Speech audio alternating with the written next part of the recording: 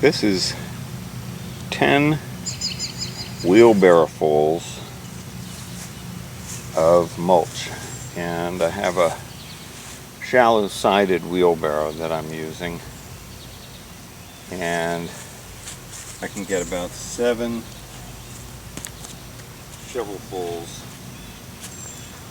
using a grain shovel to get this in here, and I'm standing here to give some sense of proportion. I am just under 6 feet tall, so you get some idea of the size of this. And this is pretty hot. This compost is actually steaming in part, and so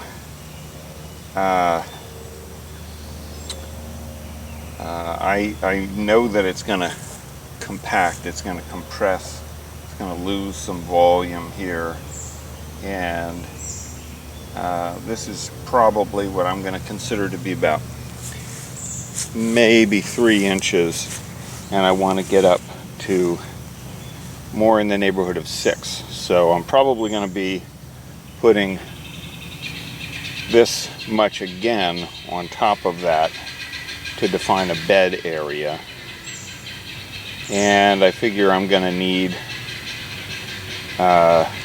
this is 10 loads, and I'm probably going to need about 100 loads just to get one layer on the whole garden area here.